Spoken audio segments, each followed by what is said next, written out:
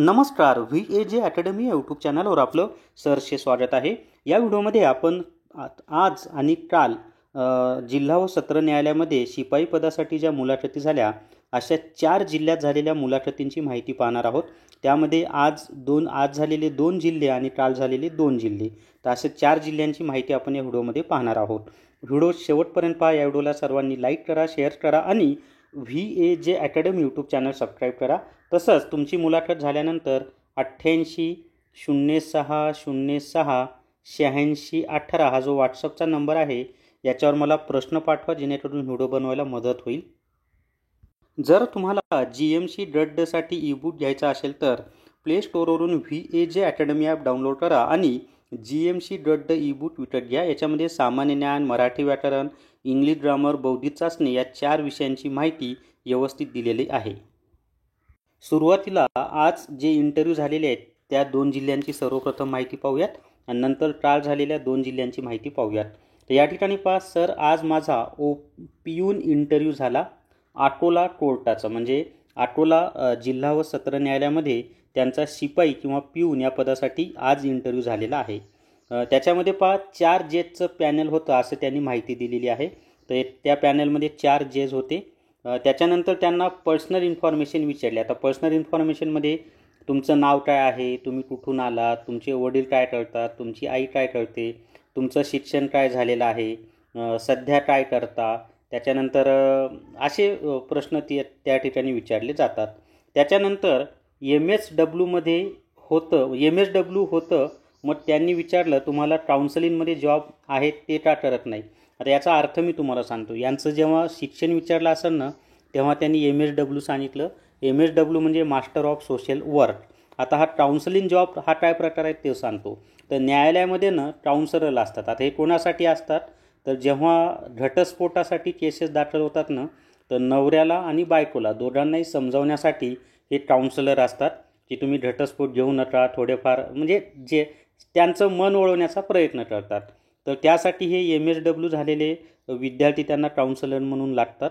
तर ते त्यांनी विचारलेलं आहे, मग तुमचं MSW झालेलं आहे म्हणजे हायर एज्युकेशन आहे, मास्टर आहात, तर तुम्ही काउन्सिलिंगसाठी का नाही जॉब करत असं त्यांनी विचारलं.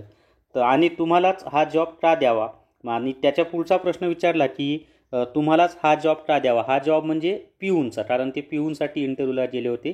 तर मग त्यांनी उत्तर दिलेलं आहे की हे काम करायला तयार आहे आणि कोणतेही काम लहान नसते, मी हे काम इमानदारीने करेल असं त्यांनी उत्तर दिलेलं आहे.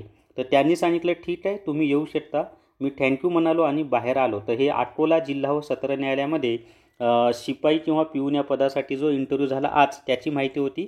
आता आपण दुसऱ्या जिल्ह्याची माहिती पाहूयात आजच झालेली. तर आता आपण अमरावती जिल्हा व सत्र न्यायालयामध्ये शिपाई या पदासाठी जी मुलाखत झाली आजच त्याची माहिती पाहूयात. सर, माझी आज शिपाई पदासाठी अमरावती येथे मुलाखत झाली. मुलाखत अतिशय सोपी होती. मला एकही जीकेचा प्रश्न नाही केला, म्हणजे त्यांना जीकेवर एकही प्रश्न विचारला नाही. फक्त शिक्षण विचारलं. त्याच्यानंतर बॅचलर डिग्रीचे विषय, म्हणजे त्यांची जी डिग्री झालेली आहे त्या डिग्रीला कोणकोणते विषय होते असं विचारलं. त्याच्यानंतर फॅमिलीमध्ये कोण आहे व त्यांचं काम हे विचारलं. त्यानंतर तू शिपाईचे काम करणार का, तर याचं उत्तर मी तुम्हाला खूपदा सांगितलं, हो सर, कोणतंही काम कमी नसतं आणि गव्हर्नमेंट जॉब आहे हा, त्यामुळे मी अतिशय आनंदाने हे शिपाईचं काम करेल.